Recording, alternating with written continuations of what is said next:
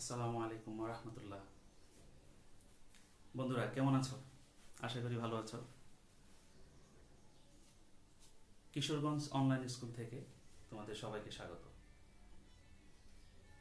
আমি মোহাম্মদ আমিনুল করিম, প্রভাষক পদার্থবিদ্যা, কামারখন্দ ফাজিল মাদ্রাসা, কামারখন্দ সিরাজগঞ্জ থেকে আবার স্বাগত। বন্ধুরা, আজ তোমাদের মধ্যে আমি এসেছি নবম দশম শ্রেণীর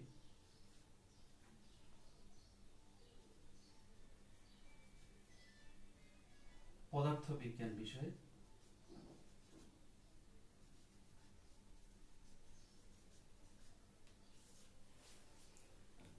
নবম দশম শ্রেণীর পদার্থবিজ্ঞান বিষয়ে পাঠদান করার জন্য। আশা করছি তোমরা আমার সাথেই থাকবে ক্লাস শেষ না হওয়া পর্যন্ত। আর একই সাথে তোমরা অবশ্যই তোমাদের খাতা কলম নিয়ে অবশ্যই বসে গেছো আশা করছি। সাথে সাথে আমি একটু জানতে চাই তোমাদের কমেন্টসে যে আসলে আমাকে দেখা যাচ্ছে কিনা, সাউন্ড ক্যামেরা সব ঠিক আছে কিনা, আমি একটু তোমাদের মধ্যে জানতে চাই।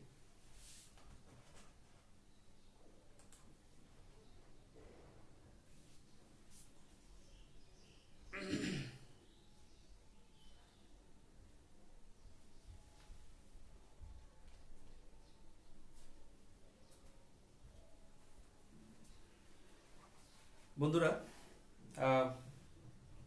একটু যদি কমেন্টস করো যে আসলে আমাকে শোনা যাচ্ছে কিনা, তাহলে বোধহয় ভালো হয়। কারণ আমি যে কথাগুলো বলবো সেগুলো যদি স্পষ্ট না আসে বা তোমরা যদি স্পষ্ট শুনতে না পাও, সেক্ষেত্রে হয়তো তোমাদের বুঝতে অসুবিধা হবে। সেজন্য আমি তোমাদেরকে বলবো যে একটু কমেন্টসে জানাও যে আসলে আমি ঠিক আছে কিনা। তো যাই হোক, আশা করছি সব ঠিক আছে। আশা করছি সব ঠিক আছে।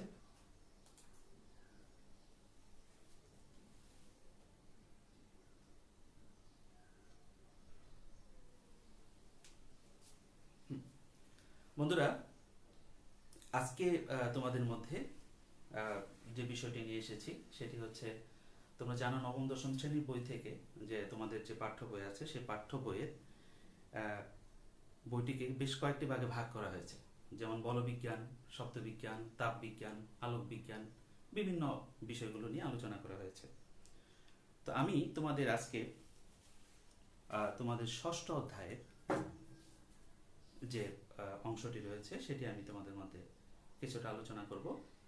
তো তোমরা নিশ্চয়ই বুঝতে পেরেছ তোমাদের ষষ্ঠ অধ্যায়টি কি রয়েছে, তাপ সম্পর্কিত একটি বিষয় রয়েছে।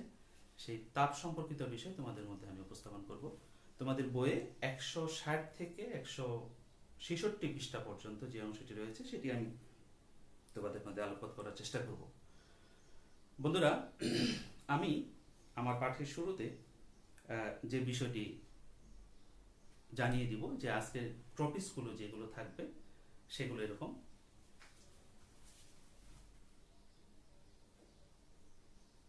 তাপ, তাপমাত্রা। বন্ধুরা, আশা করছি তোমরা লিখে নিচ্ছ। এই সম্পর্কিত যে একক আছে সেটি, এবং বিভিন্ন এককের মধ্যে যে সম্পর্ক রয়েছে সেটি আমরা আজকে পড়ব। এবং তাপ এবং তাপমাত্রার মধ্যে যে বৈসাদৃশ্য বা পার্থক্য যেটাকে বলি, সেটি আমরা চেষ্টা করব তোমাদের মধ্যে আলোকপাত করতে। হ্যাঁ বন্ধুরা, তো আমি তোমাদের মধ্যে যে বিষয়টি আলোচনা করব, অন্যটা, তো প্রথমেই যে বিষয়টি আলোচনা করব তোমাদের মধ্যে, সেই বিষয়টি হচ্ছে তাপ।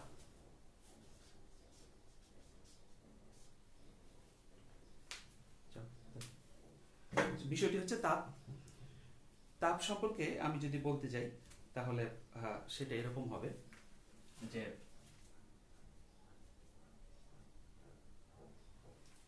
সেটি এরকম হবে, তাপ কি?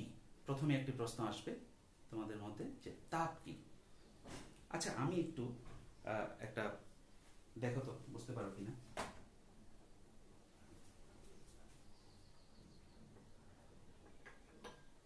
বন্ধুরা, আমার সামনে আমার হাতে দেখো দুটি বিষয় আছে, দুটি বস্তু আছে। একটা হচ্ছে মোমবাতি, একটা হচ্ছে বরফ। আচ্ছা বন্ধুরা, আমি যদি এই মোমবাতির কাছে আমার হাতটা আঙ্গুলটা রাখি, তাহলে আমার কিছু একটা উপলব্ধি নিশ্চয়ই হচ্ছে। ডান হাত এবং বাম হাত দুটির মধ্যে নিশ্চয়ই একটু পার্থক্য হচ্ছে। বলতে পারো বন্ধুরা কি সেটা? হ্যাঁ, বুঝতে পেরেছ। আমি জাস্ট এই বিষয়টি বুঝিয়েছিলাম যে আমার হাতে দুই ধরনের অনুভূতি, একটি হচ্ছে ঠান্ডা, একটা হচ্ছে গরম। বন্ধুরা, আমি এইটি থেকে আসতে চাচ্ছি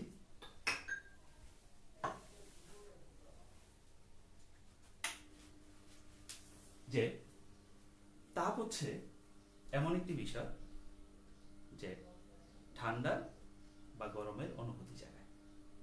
নিশ্চয়ই বন্ধুরা বুঝতে পেরেছ তাপ কি? তাপ হচ্ছে এমন একটি বিষয় যা ঠান্ডা বা গরমের অনুভূতি জাগায়। কোনো এক সময় এটি এভাবে ব্যাখ্যা করা হতো, বা আমরা যদি পারি তাহলে এভাবেই আলোচনা করা যেতে পারে যে তাপ হচ্ছে একটি শক্তিও বটে। কিভাবে? আমরা যদি কঠিন পদার্থকে তাপ প্রয়োগ করি,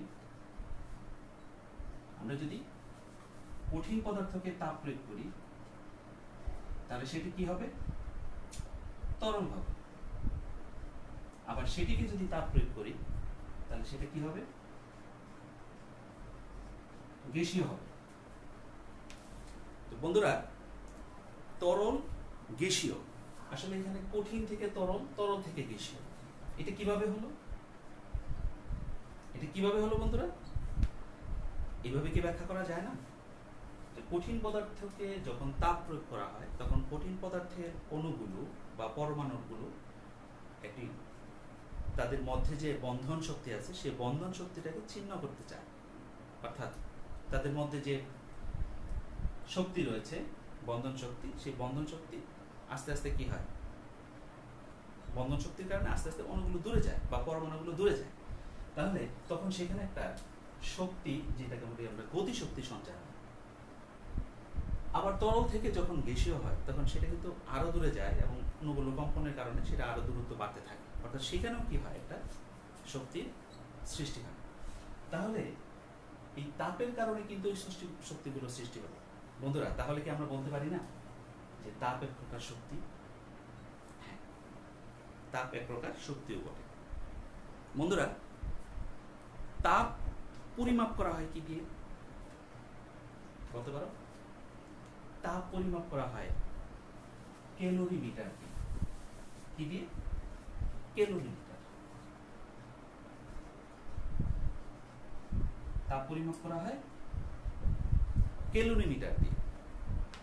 বন্ধুরা, বিজ্ঞানী ক্যালোরি এটা আবিষ্কার করেছেন বলে এটাকে তাপ পরিমাপক যন্ত্রের নাম দেওয়া হয়েছে ক্যালোরিমিটার। পাশাপাশি এই তাপের যে একক, যেটাকে বলি আমরা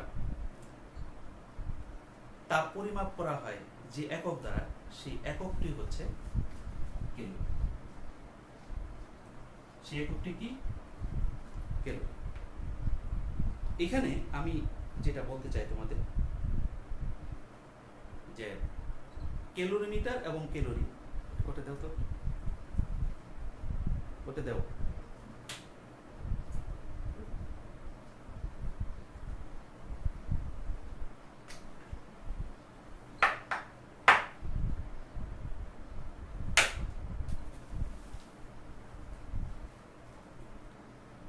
তো আমার কলমে কালিটাতে বোধ হয় একটু ঝামেলা হচ্ছে, একটু কম আসছে। আমি চেষ্টা করছি তোমাদের মধ্যে কালিটা দেওয়ার জন্য। তো এখন আমি যেটা বলতে চাচ্ছি সেটা হচ্ছে যে গতিশক্তি হিসাবে তাপের একক হচ্ছে কি আসবে বলো তো বন্ধুরা? যেহেতু শক্তির একক জুল, সুতরাং তাপের একক জুল আসবে। তবে ক্যালোরি এবং জুল এর মধ্যে একটা সম্পর্ক রয়েছে। অর্থাৎ জুলকে আমরা বলতে চাচ্ছি এসআই একক, এবং ক্যালোরি হচ্ছে পূর্বের একক। তাহলে ক্যালোরি এবং জুলের মধ্যে নিশ্চয়ই একটি কি রয়েছে, সম্পর্ক রয়েছে। সেটা কি? ক্যালোরি যদি বলি তাহলে আমি বলবো যে তাপের একক হচ্ছে জুল। জুল এবং ক্যালোরির মধ্যে একটি সম্পর্ক রয়েছে, সেটি হচ্ছে 1 জুল। বন্ধুরা তোমাদের নিশ্চয়ই দেখতে একটু সমস্যা হচ্ছে, একটু আমি মুখে বলছি, তোমরা একটু শুনে নাও। 1 জুল এবং 1 ক্যালোরির মধ্যে সম্পর্কটি হচ্ছে এরকম, 1 ক্যালোরি সমান, ওকে,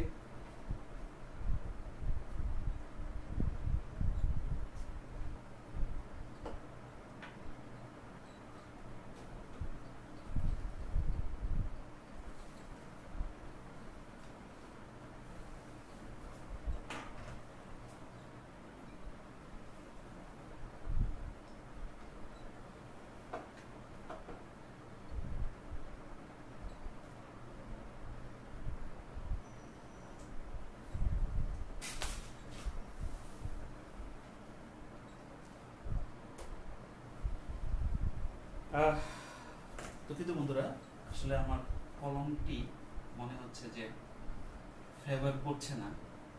1 ক্যালোরি, ধন্যবাদ, 1 ক্যালোরি সমান হচ্ছে 4.2 জুল, 4.2 জুল। তো এই প্রশ্নটাই নবীর থেকে অনেক সময় আমাদের মধ্যে এইভাবে প্রশ্ন হয় যে 1 ক্যালোরি সমান হচ্ছে 4.2 জুল। এটা আমরা মোটামুটিভাবে অনেকটা মুখস্থের মতো করে আয়ত্ত করে নিই, কিন্তু দেখা যায় যে এটি পরীক্ষায় আসে এইভাবে যে তাহলে 1 জুল সমান কত ক্যালোরি, এমন অনেক সময় আমাদের বিব্রত করে একটা প্রশ্ন থাকে। তাহলে বুঝতে পারছো যে 4.2 জুল সমান যদি 1 ক্যালোরি হয় তাহলে 1 জুল সমান কি হবে বন্ধুরা? একটু ক্যালকুলেটর চেকে নাও, সেটা হচ্ছে কত? 0.238। তো এই হলো মোটামুটি ভাবে তাপ সম্পর্কিত কথা। বন্ধুরা এবার আমি আরেকটা বিষয় আমাদের আছে, আসলে এখানে ক্যালোরির যে সংখ্যাটা রয়েছে সেটা তোমরা অবশ্যই সংখ্যাটা জেনে নিবা। সেটা হচ্ছে যে 1 গ্রাম পরিমাণ কোনো বস্তুর তাপমাত্রা, 1 গ্রাম 1 ডিগ্রি সেলসিয়াস, 1 গ্রাম ভরের কোনো বস্তুর তাপমাত্রা যদি আমি কি করি 1 ডিগ্রি সেলসিয়াস বাড়াই, তাহলে যে পরিমাণ তাপের প্রয়োজন পড়বে সেটাকে বলা হবে 1 ক্যালোরি। ওকে, তো আমার এই পর্যন্ত মোটামুটিভাবে তাপ সম্পর্কিত আলোচনা। এবার আমরা আসি পরের যে বিষয়টি, সেটা হচ্ছে যে বন্ধুরা তোমার নিশ্চয়ই মনে আছে যে আমি একটা বিষয় খেয়াল করেছো নিশ্চয়ই, যে যখন আমি আমার মোমবাতিটা হাতে ছিল এবং আমার বরফের টুকরাটা হাতে ছিল, তখন কি হয়েছিল? তখন কিন্তু এই আমার 2 হাতে 2 ধরনের অনুভূতি হয়েছে। এই অনুভূতিটা সেটাই বলছিলাম আমি তাপ। তাহলে আমি যে আমার হাতে যেটা মোম ছিল সেই মোমে নিশ্চয় তাপ বেশি ছিল। আচ্ছা, এখন বন্ধুরা এটি কি? এটি নিশ্চয় তোমরা সবাই চিনো, এটা হচ্ছে, হ্যাঁ বন্ধুরা, থার্মোমিটার। আচ্ছা, আমরা থার্মোমিটারটি কি করি? আমরা থার্মোমিটারতে সাধারণত শরীরের তাপ পরিমাপ করি না তাপমাত্রা পরিমাপ করি? বলতে পারো? হ্যাঁ নিশ্চয়ই বন্ধুরা, তোমরা নিশ্চয়ই বুঝতে পারছো যে আমরা থার্মোমিটার দিয়ে শরীরের তাপমাত্রা পরিমাপ করি, নট তাপ। তাহলে তাপমাত্রা কি? তাপমাত্রা হচ্ছে কোনো বস্তুর তাপীয় অবস্থা, অর্থাৎ এই বস্তুতে আমার কি পরিমাণ তাপ রয়েছে সেটা যার সাহায্যে আমরা পরিমাপ করব সেটির নামই হচ্ছে তাপমাত্রা। এটি আমরা কি দ্বারা তাহলে পরিমাপ করি? নিশ্চয় বন্ধুরা এতক্ষণ বুঝে গেছো, সেটা হচ্ছে থার্মোমিটার। এবং এর একক কি? আমি এককের কথা যদি বলি সেটা হচ্ছে কেলভিন। এটাকে বলি আমরা আন্তর্জাতিক একক বা এসআই একক। তো এসআই এককে তাপমাত্রা পরিমাপের এককের নাম হচ্ছে কেলভিন। তাহলে কেলভিন কাকে বলে? আমরা যদি বলি যে কেলভিন হচ্ছে পানির ত্রৈধবিন্দু কি? ত্রৈধবিন্দু যে পানি একটা তাপমাত্রা কঠিন, তরল এবং গ্যাসীয় 3টি অবস্থায় থাকতে পারে, এটিকে বলছি আমরা পানির ত্রৈধবিন্দু। যে তাপমাত্রাটা সেটা হচ্ছে 273 কেলভিন। কত? 273 কেলভিন। এই তাপমাত্রায় সাধারণত পানি কি থাকে? কঠিন, তরল এবং গ্যাসীয় থাকে। তাহলে তাপমাত্রা কাকে বলে? তাপমাত্রা পরিমাপের এককের নাম কি? এবং 273 কেলভিন তাপমাত্রায় পানি 3টি অবস্থায় থাকতে পারে। তাহলে পানির ত্রৈধ বিন্দুর তাপমাত্রার 273.15 ভাগের 1 ভাগকে বলা হয় 1 কেলভিন। বন্ধুরা, তোমরা নিশ্চয়ই সংখ্যাটি বুঝতে পেরেছো এবং তোমাদের বইয়ে আছে, সংখ্যাটি তোমরা সুন্দর করে পড়ে নেবে। তাহলে কেলভিন যদি হয় তাপমাত্রার একক, ঠিক তেমনি কেলভিনের আরো দুটি একক রয়েছে। সেটি কি? সেটা হচ্ছে ডিগ্রি সেলসিয়াস এবং ডিগ্রি ফারেনহাইট। এই দুটি একক আমরা সাধারণত তাপমাত্রা পরিমাপের ক্ষেত্রে ব্যবহার করে থাকি। তো পাশের সাথে তো আমাদের রয়েছে কেলভিন, অর্থাৎ আমি বলতে চাচ্ছি তাপমাত্রা পরিমাপের প্রচলিত বেশ কয়েকটি একক রয়েছে। হচ্ছে ডিগ্রি সেলসিয়াস, একটা হচ্ছে ডিগ্রি ফারেনহাইট এবং একটা রয়েছে কেলভিন। তো বন্ধুরা, তোমরা আমার সাথে থাকবে নিশ্চয়ই, এবং আমি চেষ্টা করব ধারাবাহিকভাবে এই তোমাদের এই ষষ্ঠ অধ্যায়টি তোমাদের মধ্যে উপস্থাপন করতে। তো এরপর যেটি রয়েছে, তাহলে আমি ইতিপূর্বে দেখেছো তোমরা যে তাপ এবং তাপের যে দুটি একক ছিল তাপ পরিমাপের, একটি হচ্ছে জুল আর একটা হচ্ছে ক্যালোরি, এই দুটির মধ্যে একটি সম্পর্ক স্থাপন করেছিলাম। ঠিক তেমনি ডিগ্রি সেলসিয়াস, ডিগ্রি ফারেনহাইট এবং কেলভিন, এই তিনটির মধ্যে একটি সম্পর্ক রয়েছে। এই সম্পর্কটি আমরা যদি নিজেরা একটু এস্টাবলিশ করার চেষ্টা করি, সেম আমি যদি একটি থার্মোমিটার চিন্তা করি, এটি একটি থার্মোমিটার,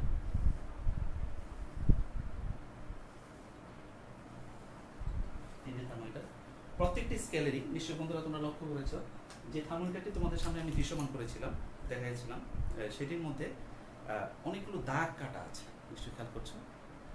এই দাগগুলো প্রত্যেকটা স্কেলেই সাধারণত থাকে। তো আমরা এই দাগগুলো যখন করা হয় তখন নির্দিষ্ট বিষয়বস্তুকে সামনে রেখে করা হয়। কেমন? যে প্রত্যেকটি স্কেলেরই একটি সবশেষে অর্থাৎ সর্বনিম্ন যে দাগটি সেটি থাকে। তো আমরা যদি এটাকে সেলসিয়াস, এটাকে যদি আমরা ফারেনহাইট এবং এটাকে যদি আমরা কেলভিন ধরি, তাহলে এই তিনটির মধ্যে সম্পর্ক স্থাপন করতে গিয়ে আমি চিত্রটা অঙ্কন করেছি।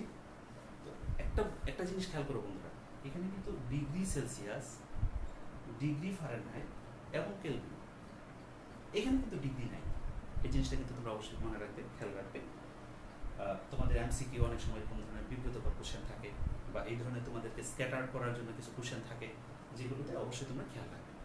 তো যা বলছিলাম যে আমি যদি তিনটি স্কেল চিন্তা করি, তিনটি, একটা সেলসিয়াস, সেন্টিগ্রেড, আর একটা ফারেনহাইট, একটা কেলভিন, তাহলে তিনটি থার্মোমিটারের শুরুর যে স্কেলটা, শুরু যেটা দেওয়া হয় সেটিকে বলা হয় সাধারণত নিম্ন স্থিরাঙ্ক বা বরফ বিন্দু। তাহলে এটি কি বলা হবে বন্ধুরা? তোমরা লিখে নাও, নিম্ন স্থিরাঙ্ক বা বরফ বিন্দু। বন্ধুরা তোমরা একটু লিখে নাও, নিম্ন স্থিরাঙ্ক বা বরফ বিন্দু। সেই ক্ষেত্রে সেলসিয়াসের বেলায় বা সেন্টিগ্রেড স্কেলের বেলায় সেটি দাগ কাটা হয়ে থাকে সাধারণত 0 দিয়ে। ফারেনহাইটের বেলায় সেটি দাগ কাটা হয় 32 দিয়ে। 32 দিয়ে শুরু করতে হয়। এবং সবশেষে রয়েছে যেটি, সেটা হচ্ছে কেলভিন। কেলভিন যেটা শুরু হয় সাধারণত সেটা হচ্ছে 273.15। ওকে বন্ধুরা, এবং যেহেতু শুরুটা রয়েছে, নিশ্চয় শেষটা রয়েছে, শেষের বেলা এটিকে বলা হচ্ছে ঊর্ধ্ব স্থিরাঙ্ক, বা যেটাকে আমরা বলছি স্ফুটনাঙ্ক, যা বলছি বাষ্পবিন্দু, অর্থাৎ নিম্ন স্থিরাঙ্ক, সরি এটা হচ্ছে ঊর্ধ্ব স্থিরাঙ্ক, যেটাকে বলছি আমরা বাষ্পবিন্দু, অথবা এটির আরেকটা নাম বলছি আমরা হচ্ছে স্ফুটনাঙ্ক। এই তিনটি বলা হয়ে থাকে। সেক্ষেত্রে সেন্টিগ্রেড স্কেলের ক্ষেত্রে সেটা ধরা হয়ে থাকে 100, অর্থাৎ 100, এটাকে ধরা হচ্ছে 100। আর ফারেনহাইটের বেলায় সেটাকে ধরা হচ্ছে 212, অর্থাৎ 212। এবং সবশেষে যেটি কেলভিন, সেটাকে ধরা হচ্ছে 373.15। বন্ধুরা আশা করি বুঝতে পারছো। তো এই ক্ষেত্রে তোমরা একটা জিনিস খেয়াল করো, এইটা ঊর্ধ্ব স্থিরাঙ্ক, এটা যদি নিম্ন স্থিরাঙ্ক হয়ে থাকে, এই দুটোর মধ্যে একটা পার্থক্য রয়েছে। এটাকে বলা হয় মৌলিক ব্যবধান। কি বলছে বন্ধুরা? ঊর্ধ্ব স্থিরাঙ্ক এবং নিম্ন স্থিরাঙ্ক এই দুটির মধ্যে যে পার্থক্য রয়েছে সেটি হচ্ছে মৌলিক ব্যবধান। তাহলে সেই ক্ষেত্রে এটি মৌলিক ব্যবধানটা কি? 100 মাইনাস 0, সেম এটা হবে 212 এটা কত হবে? 373.15 মাইনাস 273.1, এটা হবে। তাহলে ঊর্ধ্ব স্থিরাঙ্ক এবং নিম্ন স্থিরাঙ্কর যে পার্থক্য সেটাকে বলছি আমরা মৌলিক ব্যবধান। তো মৌলিক ব্যবধানগুলোর দ্বারা আমরা যদি সূত্রটাকে বিজ্ঞানীরা এভাবে স্থাপন করেছেন বা সম্পর্ক তৈরি করেছেন, সেটা কিভাবে? প্রথমটা তাহলে কি? সেন্টিগ্রেড, দ্যাট ইজ টিসি বলছি আমি এটাকে। এইটা থেকে আমি নিম্ন স্থিরাঙ্কটা মাইনাস করব। অনুরূপভাবে আমার টিএফ মাইনাস কত আমার বন্ধুরা? 32। আরটাকে কি বলছি বন্ধুরা বলো? টিকে মাইনাস কত হবে? নিম্ন স্থিরাঙ্ক হচ্ছে 273.1। ওকে, এই প্রত্যেকটিকে যদি আমি মৌলিক ব্যবধান দিয়ে ভাগ করে দিই, অর্থাৎ প্রথমটা কত? 100 মাইনাস 0। বন্ধুরা আশা করি বুঝতে পারছো এবং খাতায় তুলে নিচ্ছ নিশ্চয়ই, বাড়িতে প্র্যাকটিস করতে হবে অবশ্যই। পরটি কি হবে বলো তো বন্ধুরা? তাহলে এটা হচ্ছে 32, এটা হচ্ছে তো বলো 212, অর্থাৎ 212 বিয়োগ কত? 32, যেটাকে আমি আগে বলছিলাম মৌলিক ব্যবধান। তারপরে কি হবে বন্ধুরা? 373.15 মাইনাস 273.15, এবং পরীক্ষা করলে দেখা যায় এই তিনটি হচ্ছে একে অপরের সমান। তো বন্ধুরা আশা করি বুঝতে পারছো। তো তোমরা খেয়াল রাখো এখানে যে আমাকে তিনটি এককের মধ্যে একটি সম্পর্ক স্থাপন করার চেষ্টা করছি। তো এটা যদি আমি একটু সরলীকরণ করি তাহলে কি আসে বন্ধুরা?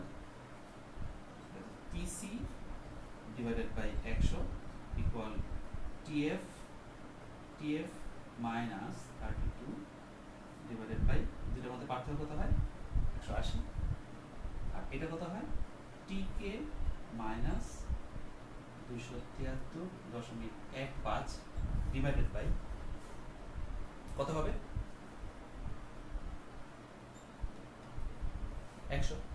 ওকে, তাহলে এটাকে যদি আরেকটু সরলীকরণ করি তাহলে বন্ধুরা কি হয়? দেখো তো, আমি সবগুলোকে যদি 20 দ্বারা ভাগ করে দিই, 20 দ্বারা, তাহলে কত হয়? TC divided by 5 equal TF minus 32 divided by 9 equal TK minus 273.15 divided by 5। Clear বন্ধুরা? ক্লিয়ার যে তিনটির মধ্যে সম্পর্ক আমরা কি পেলাম? TC by 5, TF minus 32 by 9 এবং টিকে মাইনাস 273.15 ডিভাইডেড বাই 5। তাহলে দেখো এখানে সেন্টিগ্রেড, ফারেনহাইট এবং কেলভিন এই তিনটির মধ্যে সুন্দর একটি সম্পর্ক স্থাপন হয়ে গেল। বন্ধুরা তোমাদের এই অধ্যায়ে অঙ্ক করার ক্ষেত্রে, অঙ্ক কষার ক্ষেত্রে আমাদের এই সূত্রটি খুব গুরুত্বপূর্ণ একটি সূত্র, এবং অনেক সময় তোমরা দেখে থাকবে যে বেশ কিছু প্রশ্ন থাকে যে মানুষের স্বাভাবিক তাপমাত্রাকে, আচ্ছা বলো তো বন্ধুরা, মানুষের স্বাভাবিক তাপমাত্রাকে এই তিনটি এককের কোনটি দ্বারা নির্ণয় করা হয়? প্রচলিত অর্থে আমাদের যে থার্মোমিটারগুলো দাগ কাটা থাকে, আমাদের যে থার্মোমিটারগুলো সাধারণত এই যে থার্মোমিটারগুলো যেগুলো আমরা ব্যবহার করে থাকি তাপমাত্রা পরিমাপের ক্ষেত্রে, সেক্ষেত্রে এটার কি ধরনের একক ব্যবহার করা হয়? বন্ধুরা তোমরা ভালো করে দেখো, এটি কিন্তু ফারেনহাইট অর্থাৎ ডিগ্রি ফারেনহাইটে দাগ কাটা রয়েছে। তো এটা আমরা অনেক সময় ভুল করে থাকি, বলে থাকি যে শরীরের টেম্পারেচার অনেক বেড়ে গেছে, কত 103 ডিগ্রি সেলসিয়াস। 103 ডিগ্রি সেলসিয়াসে তাহলে কি দাঁড়াবে? তাপমাত্রাটা অনেক বেশি দাঁড়াবে, সেটা আসলে আদৌ সম্ভব। তো যাই হোক বন্ধুরা, তাহলে আমরা আমাদের শরীরের তাপমাত্রা ফারেনহাইট অর্থাৎ ডিগ্রি ফারেনহাইট স্কেলে পরিমাপ করে থাকি।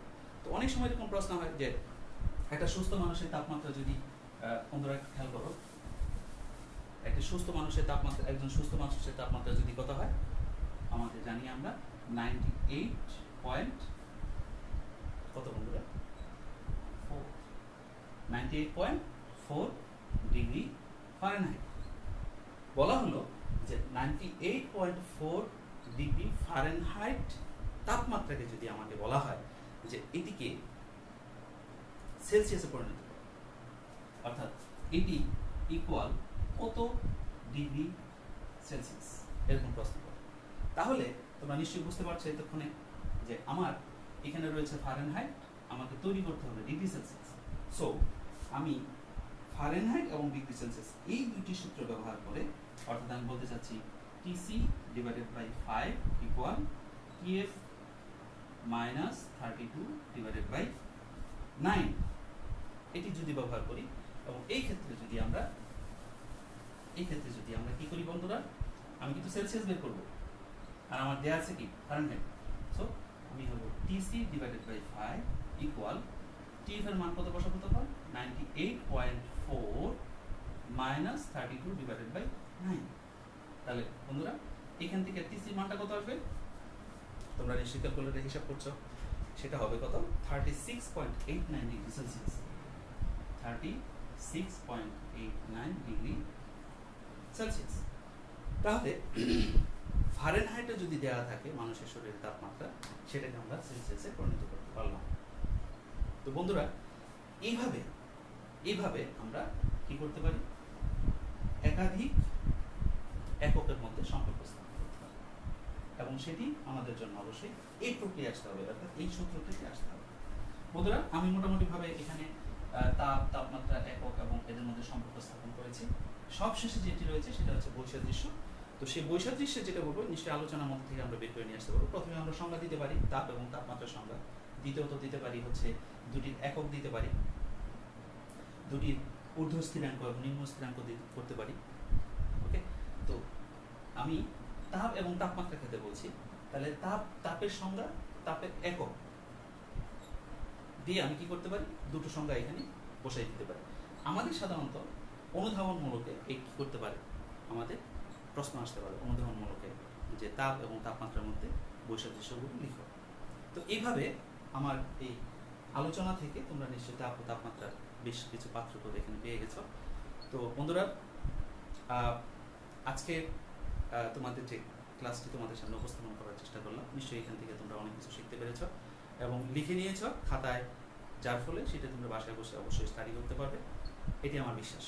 তো বন্ধুরা আমার এই ক্লাসগুলো অব্যাহত থাকবে, তোমরা চেষ্টা করবে আমার ক্লাসগুলোতে সবসময় থাকতে, এবং তোমাদের যদি কোনো জায়গায় যদি অসম্পূর্ণ কোনো কিছু মনে হয়ে থাকে বা তোমরা যদি না বুঝে থাকো, তাহলে তোমরা কমেন্টসে অবশ্যই উল্লেখ করো, আমি পরবর্তী ক্লাসে নিশ্চয়ই সেগুলো নিয়ে আলোচনা করব। বন্ধুরা আমরা সবাই এখন অনেকটাই ঘরে বন্দি অবস্থায় আছি, তোমরা তোমাদের প্রতিনিয়ত যে স্কুলে যাওয়ার বিষয়টি রয়েছে সেটি তোমরা পারছো না, তোমরা ঘরে বসে থাকছো, তোমরা অবশ্যই এই পড়াগুলো মোটামুটিভাবে এই বিষয় সহ অন্যান্য বিষয়গুলো সুন্দরভাবে আয়ত্ত করতে থাকবে। ইনশাল্লাহ নিশ্চয়ই আমরা স্বাভাবিক অবস্থায় ফিরে আসবো। আমাদের অবশ্যই সামাজিক দূরত্ব বজায় রাখতে হবে, ঘরে থাকতে হবে, বারবার হাত ধুতে হবে, এবং আমাদের যদি কোনো ধরনের কোভিড-19 উপসর্গ দেখা যায়, কোনো অবস্থাতে আমাদের গোপন করা যাবে না, ডাক্তারের শরণাপন্ন হতে হবে। বন্ধুরা আজ তাহলে এই পর্যন্তই, তোমরা ভালো থাকো, সুন্দর থাকো, সুস্থ থাকো, শুভকামনা সবার জন্য। আসসালামু আলাইকুম ওয়া রাহমাতুল্লাহ।